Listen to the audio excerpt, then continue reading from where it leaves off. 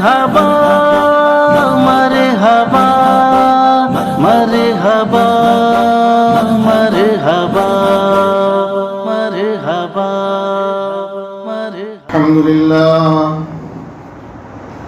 الحمد لله كفى وسلام على عباده الذين اصطفى أما بعد فقد قال الله تبارك وتعالى في القرآن المجيد والفرقان الحميد فأعوذ بالله من الشيطان الرجيم بسم الله الرحمن الرحيم اعلموا أنما الحياة الدنيا لعب ولهو وقال الله تبارك وتعالى قل متاع الدنيا قليل وقال الله تبارك وتعالى وسارعوا إلى مغفرة من ربكم وجنة عرضها السماوات والأرض قال النبي صلى الله عليه وسلم الدنيا مزرعة الآخرة وقال النبي صلى الله عليه وسلم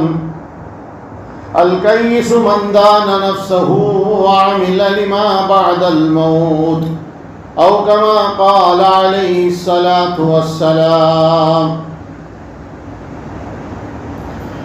بزرگان محترم اور عزیزان گرامی،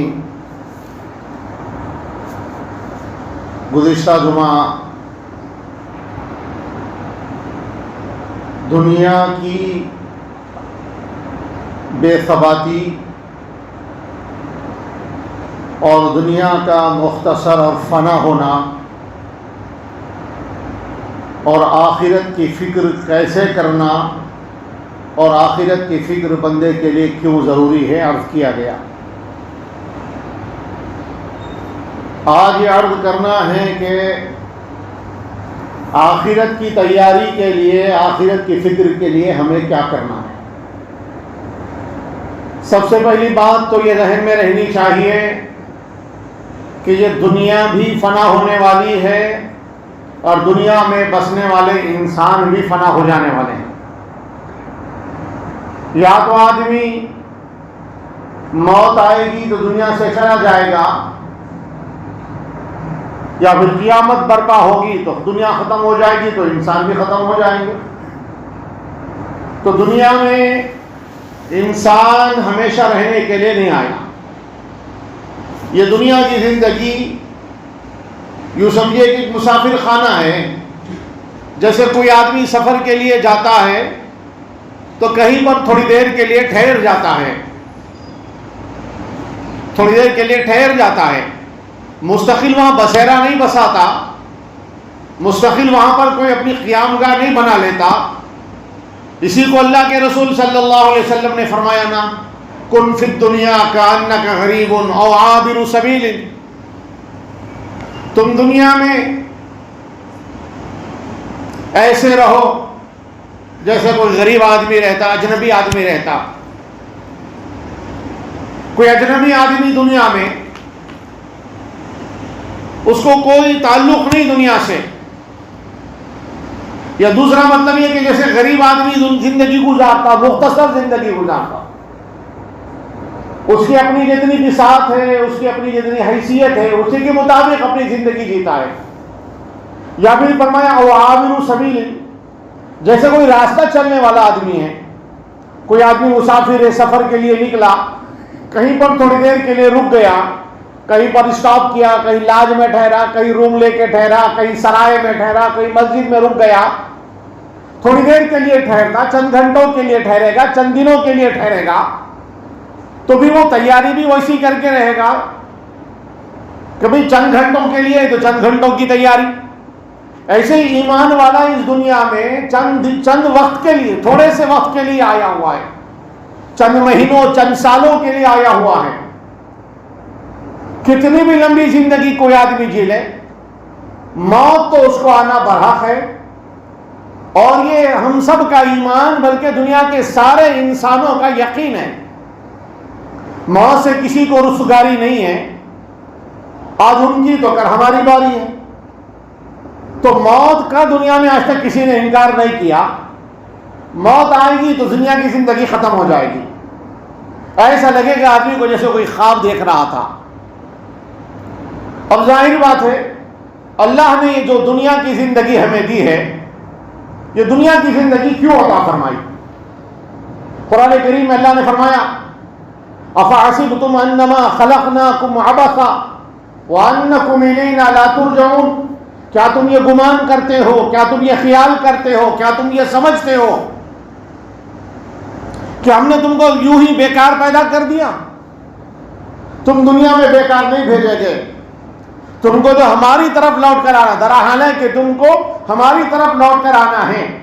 مطلب یہ ہوا اس آیت شریفہ کا، اللہ نے دنیا میں ہمیں جو پیدا فرمایا آخرت کے لیے پیدا فرمایا۔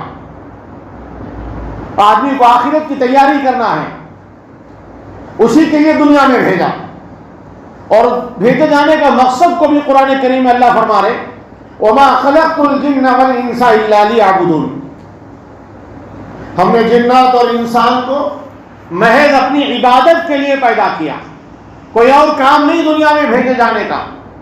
عبادت مقصود ہے، اللہ کی بندگی، اللہ کی اطاعت، اللہ کے احکامات پر چلنا، اللہ کے اوامر پر عمل کرنا، نواہی سے بچنا۔ جناب نبی کریم صلی اللہ علیہ وسلم پر ایمان لائے ہیں، آپ کو آخری رسول اور نبی مانتے ہیں، تو پھر آپ کی پوری اتباع کرنا، اطاعت کرنا، آپ کے بتائے ہوئے طریقے پر اپنی زندگی کو گزارنا۔ عبادت ہر وہ کام جو اللہ اور اس کے رسول کے مرضی کے مطابق ہو، اللہ اور اس کے رسول کے حکم کے مطابق ہو، اسی کا نام عبادت ہے۔ اللہ نے مجھے اور آپ کو یہ زندگی دی ہے، اور زندگی دے کر بتا دیا کہ یہ زندگی تمہیں میرے اور میرے نبی کی اتباع و اطاعت کے اندر گزارنا ہے۔ جب بندہ اس دنیا میں، اس کائنات میں اپنی زندگی کو اللہ اور اس کے رسول کے بتائے ہوئے سانچے میں ڈھالے گا، اللہ اور اس کے رسول کے بتائے ہوئے طریقے پر اپنی زندگی کو گزارے گا، تو پھر اللہ اس کے لیے آخرت کو آسان فرمائیں گے اور آخرت کی زندگی میں کامیابی عطا فرمائیں گے۔ اس لیے فرمایا گیا نا، یہ دنیا دارالامتحان ہے، یہ دنیا دارالامتحان ہے، دارالجزا نہیں ہے۔ ایسا نہیں ہے کہ نماز پڑھے تو اس کا ثواب دنیا میں مل جائے، کوئی نیکی کرے تو اس کا بدلہ دنیا میں مل جائے، نہیں۔ اللہ نے تو اس کو دارالجزا نہیں بنایا، دارالامتحان بنایا، دارالعمل بنایا۔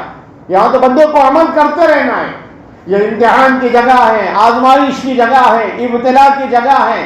یہاں پر مصیبتیں بھی آئیں گی، پریشانیاں بھی آئیں گی، حالات بھی آئیں گے، آدمی کو سیاہ و سفید بھی دیکھنا پڑے گا، اونچ نیچ دیکھنا پڑے گا، زندگی میں نشیب و فراز آتے رہیں گے۔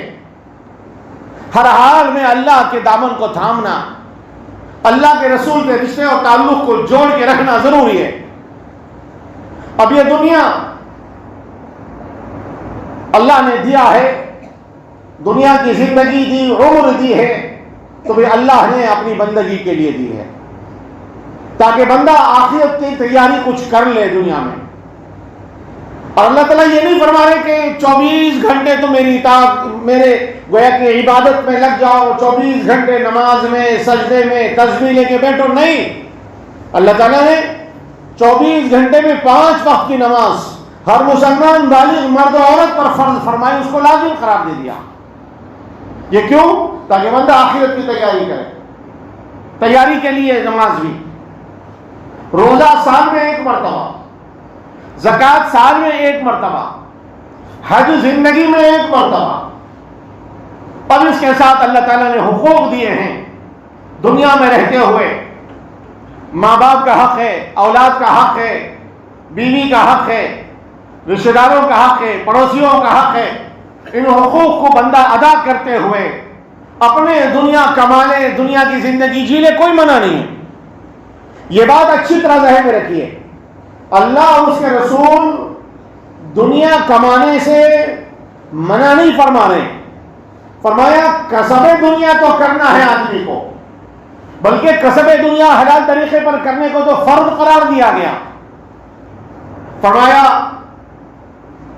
کسب الحلال فریضۃ بعد الفرائض، حلال روزی کو تلاش کرنا، حلال طریقے پر دنیا کمانا، یہ بھی فرض ہے ہر مسلمان پر، جیسے دیگر اور فرائض ہے، نماز فرض، روزہ فرض، زکوٰۃ فرض، ایسی حلال طریقے پر دنیا کمانا بھی فرض ہے، روزی روٹی کو تلاش کرنا بھی بندے پر فرض ہے۔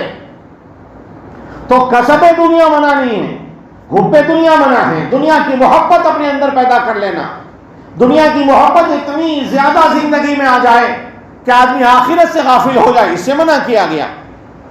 اسی کو حضرت امام غزالی رحمۃ اللہ علیہ نے مثال دے کے فرمایا، دیکھو کشتی ہے، کشتی پانی میں چلتی، سمندر میں چلتی، سڑک پہ نہیں چلتی، پانی کا جہاز پانی میں چلتا ہے، جب تک پانی کشتی کے باہر ہے کشتی اپنی منزل کی طرف رواں دواں ہے، چل رہی ہے۔ کسی کو کسی ملک سے کسی اور ملک کو جانا ہے، پہلے زمانے میں ہوائی جہاز کا سفر نہیں تھا، پانی کے جہاز سے کشتی سے سفر ہوتا تھا، تو سمندر میں کشتی چل رہی، جب تک کشتی پانی پر چلتی رہے گی اور پانی کشتی کے باہر رہے گا تو وہ پانی جو کشتی کے باہر ہے کشتی کو آگے بڑھاتے لے کے چلے گا، یہاں تک کہ وہ خرامہ چلتے چلتے دھیرے دھیرے اپنی منزل کو پہنچ جائے گی۔ اس کے اندر جو مسافر ہیں، اس کے اندر جو لوگ بیٹھے ہوئے ہیں، سفر کر رہے ہیں، وہ لوگ آسانی سے اپنی منزل کو پہنچ جائیں گے۔ لیکن اگر وہی پانی جو کشتی کے باہر ہے اگر کشتی کے اندر آ جائے، کشتی کو کہیں سوراخ ہو جائے، لیکیج ہو، اور پانی نیچے سے کشتی کے اندر آ جائے، تو وہ پانی جو اب تک باہر تھا کشتی کو لے کے چل رہا تھا، وہی پانی اگر کشتی کے اندر آ جائے تو کیا ہوگا؟ ہم سب کو پتا ہے، جانتے کیا ہوگا؟ کشتی ڈوبے گی اور جتنے لوگ سوار ہیں سب کو ڈبا دے گی، کوئی بچے گا نہیں کشتی جب ڈوب جائے گی۔ تو وہ پانی جب تک باہر تھا تو کشتی کو لے کے چل رہا تھا، جب کشتی کے اندر آ گیا تو کشتی کے ڈبونے کا اور سب کے مرنے کا سبب اور ذریعہ بن جاتا ہے۔ ایسے ہی بزرگوں نے فرمایا، خاص طور سے امام غزالی رحمۃ اللہ نے لکھا ہے، جب تک دنیا کی محبت، دنیا اور دنیا کی محبت ہمارے دل سے باہر رہے گی، ہماری زندگی صحیح نہج پہ چلے گی، اللہ کے احکامات پر اور نبی کریم صلی اللہ علیہ وسلم کے طریقوں پہ چلے گی، گویا آخرت کی طرف ہماری یہ زندگی کی کشتی رواں دواں رہے گی، آخرت کی منزل کی طرف بڑھتی رہے گی، کامیابی کے ساتھ بڑھے گی، یہاں تک کہ ہماری جو منزل مقصود ہے جنت، وہاں تک ہم کو پہنچا دے گی۔ اور اگر نہیں، یہ دنیا اور دنیا کی محبت ہمارے دل کے اندر اگر اتر جائے تو پھر دنیا بھی ہماری برباد ہو جائے گی، آخرت بھی برباد ہوگی۔ اس لیے فرمایا دنیا کمانا تو ہے لیکن دنیا کو دل میں بسانا نہیں ہے۔ ہاں، اب آدمی دنیا کمانے میں اتنا مصروف ہو گیا، مال کے جمع کرنے میں اتنا مصروف ہو گیا، کسب معیشت میں اتنا زیادہ اپنے آپ کو منہمک کر لیا کہ آخرت سے، اعمال سے بھی بالکل دور ہوتا چلا جا رہا۔ نمازیں کیوں چھوٹ رہی؟ کاروبار کا مسئلہ ہے۔ نمازیں کیوں چھوٹ رہی؟ کھیتی باڑی کا مسئلہ ہے۔ آدمی اپنے کھیت میں اتنا مصروف کہ نماز کا وقت بیت گیا، گزر جا رہا ہے، احساس نہیں ہو رہا۔ دکان پہ کاروبار میں مصروف ہے، دھندے میں اتنا مصروف ہے، ابھی نوکری میں اتنا بیزی آدمی کہ اس کو نمازوں کی فکر نہیں ہے۔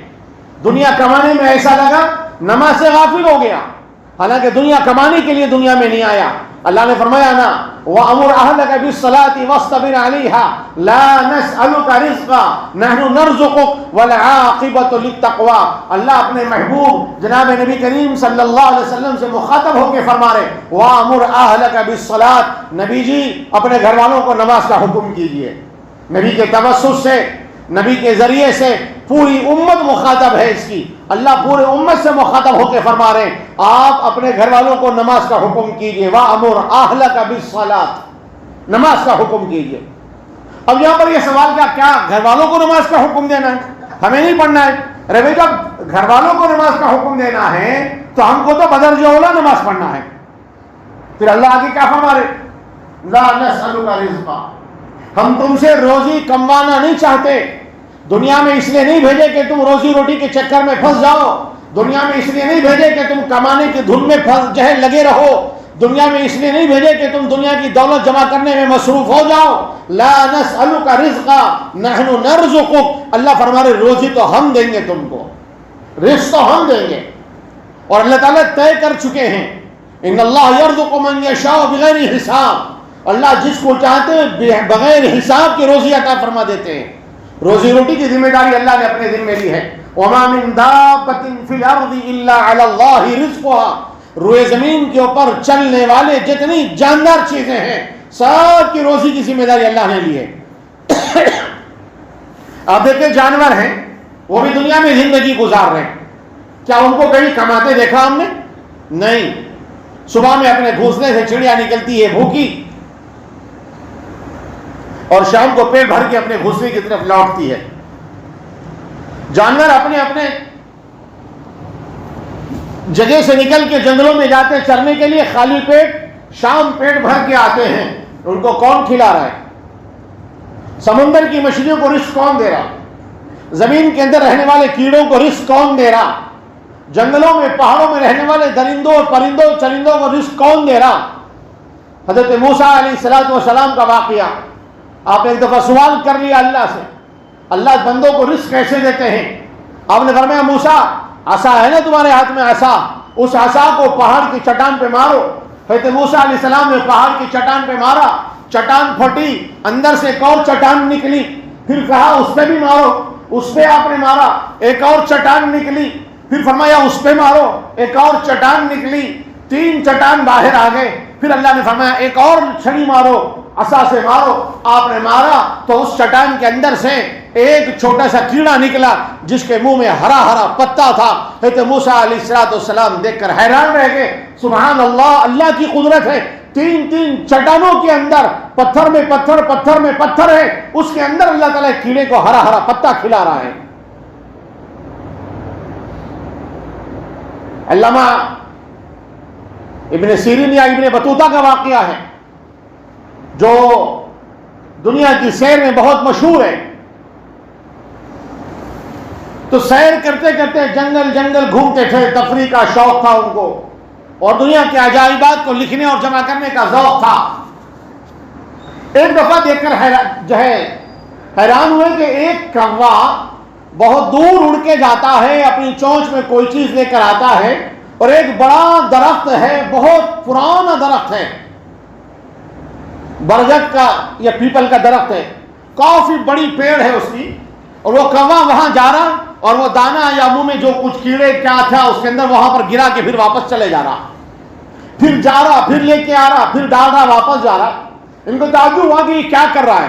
دیکھو تو صحیح, درخت پر چڑھ کے دیکھے تو درخت کے کوہ میں ایک سوراخ ہے درخت کی جو ہے پیڑ کے اندر, اور اس کے اندر ایک اندھا اژدھا بیٹھا ہوا ہے, سانپ نابینا ہے, اندھا ہے, اور وہ منہ کھولے بیٹھا رہتا ہے. اور یہ کوا دور جاتا بستی میں اور وہاں سے دانا وغیرہ یا بھی جو کیڑے وغیرہ اٹھا کے لاتا ہے اور اس سانپ اور اس اژدھے کے منہ کے اندر ڈال کر جا رہا ہے. اللہ اکبر, یہ ہے اللہ کی قدرت. اللہ ایسے اپنی مخلوق کو روزی پہنچاتے ہیں, اللہ ایسے روزی پہنچاتے ہیں. خود انسان اپنی تخلیق پہ, اپنی پیدائش پہ غور کر لے کہ 9 مہینے اپنے ماں کے پیٹ میں رہا, 3 اندھیریوں کے اندر رہتا, ماں کے پیٹ میں اندھیرا ہے, پھر اس کے اندر رحم کے اندر پھر جھلی, پردے 3 پردے ہیں, ایک تو پیٹ ہے, پیٹ کے اندر پھر رحم کے اندر پھر ایک جھلی ہوتی ہے جس کے اندر بچہ پلتا بڑھتا ہے, اندھیرا ہی اندھیرا ہے. ان 3 اندھیری دنیا میں رکھ کر 9 مہینے تک اللہ نے پالا اور 9 مہینے اللہ روزی دیتا رہا بندے کو. دنیا میں آنے کے بعد ماں کے سینے میں, ماں کی چھاتی میں دودھ کا انتظام کیا اللہ نے اس کی روزی کا. جب پھر کچھ کھانے پینے کے قابل ہوا تو اس کی روزی کا انتظام کیا, اور جب بڑا ہوا خود کمانے کے قابل ہوا تو پھر کمانے میں کھانے میں اتنا مصروف ہوا کہ اللہ کو بھول جاتا ہے بندہ. تو اللہ بندے کو کبھی رزق سے محروم نہیں فرماتے. روزی روٹی تو اللہ کے ذمہ, اللہ کسی کو بھوکا نہیں رکھیں گے.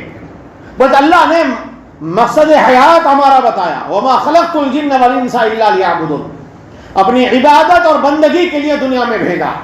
اور عبادت و بندگی بھی ایسی کہ کوئی مستقل لگے رہنا نہیں ہے آدمی کو.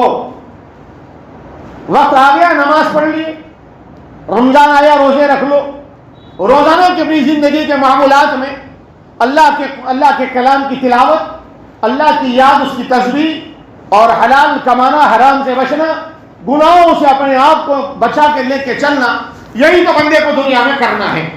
اتنا کر لیا تو پھر اس کے آخرت کی زندگی ہمیشہ ہمیشہ کے لیے کامیاب ہو جائے گی۔ اب آخرت کی زندگی کی تیاری اس دنیا میں کرنا ہے۔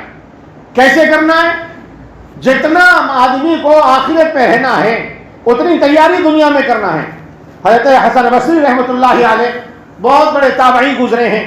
ایک جگہ پڑھنے میں آیا کہ تقریباً 120 صحابہ سے ان کی ملاقات ہوئی، تابعی ہیں۔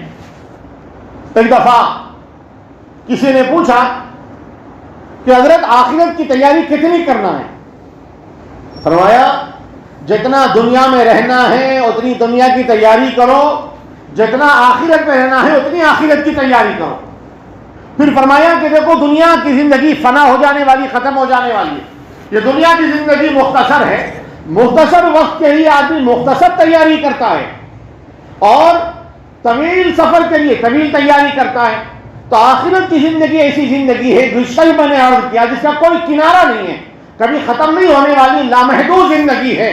بندے کو اس کی تیاری اس دنیا میں کرنا ہے، اس دنیا میں کرنا ہے۔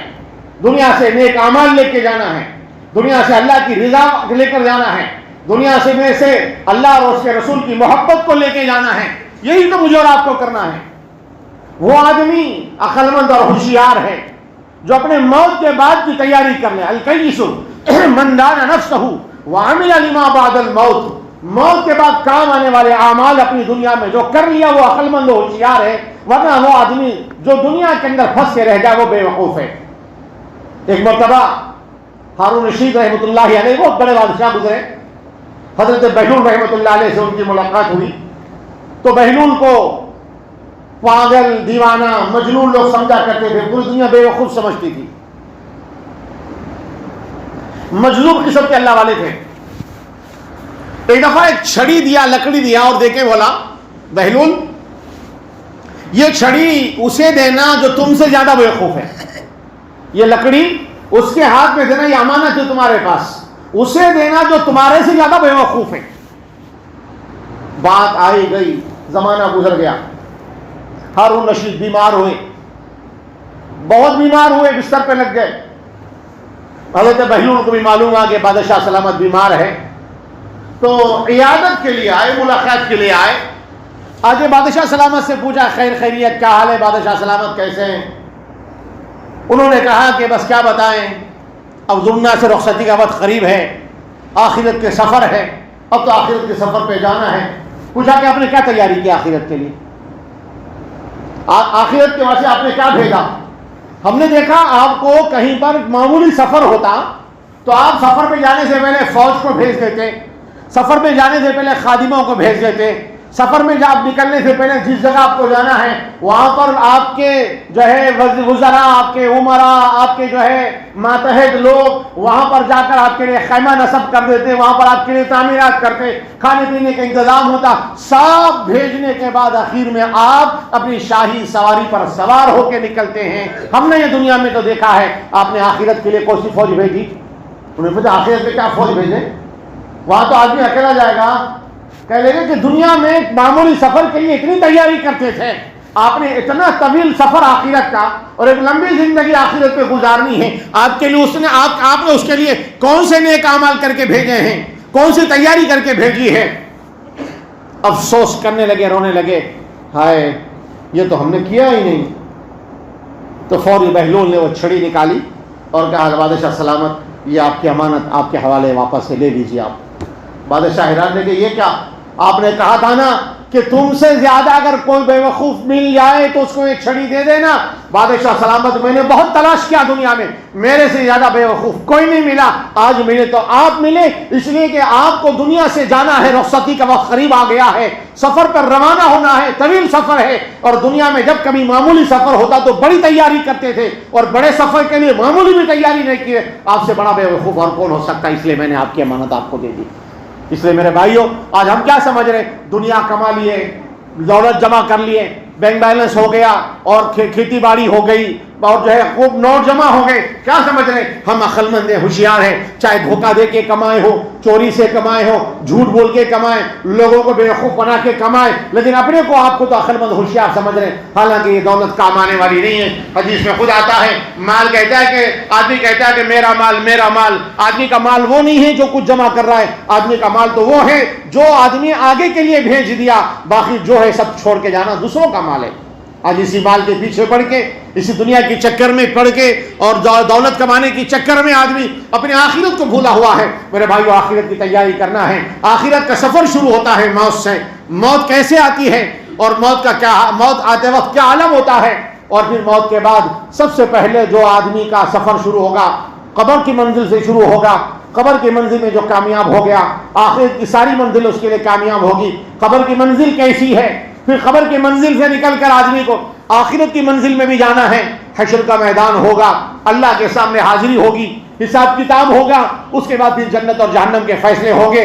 بہت ایک طویل جو ہے گفتگو ہے, انشاءاللہ موقع رہا اگلی جمعہ اس موضوع پر گفتگو ہوگی. عرض کرنا یہ ہے میرے بھائیوں, یہ دنیا کی زندگی مختصر ہے, ختم ہو جانے والی ہے, اور دنیا کے حالات ہمیں سمجھا رہے بتا رہے کہ کب تک دنیا داری میں لگے رہو گے. کچھ تو اپنی آخرت کی فکر کر لو.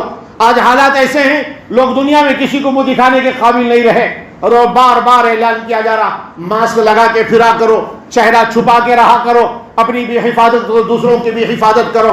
میرے بھائیو, اللہ کا بھی سامنا کرنا ہے. اس کے لیے ہم نے کیا تیاری کی؟ اللہ نے دنیا کی زندگی اسی کی تیاری کے لیے دی. 5 وقت کی نماز کی پابندی, قرآن پاک کی تلاوت, صبح شام تسبیحات کی پابندی, اللہ کے احکامات پر چلنا, اور اللہ نے جن جن برائیوں سے, جن جن گناہوں سے منع فرمایا ان سے رکنا اور بچنا, یہی تو کرنا ہے. بندہ اگر تھوڑی سی محنت کرے, فکر کر لے, انشاءاللہ دنیا کی زندگی بھی کامیاب گزرے گی, آخرت کی زندگی بھی کامیاب گزرے گی. اللہ تعالیٰ مجھے اور آپ کو اپنی آخرت کی فکر کرنے کی توفیق عطا فرمائے, اور آخرت کی منزلوں کو ہمارے لیے آسان فرمائے. آمین. وآخر دعوانا الحمدللہ رب العالمین. سنت ادا کر لیجیے.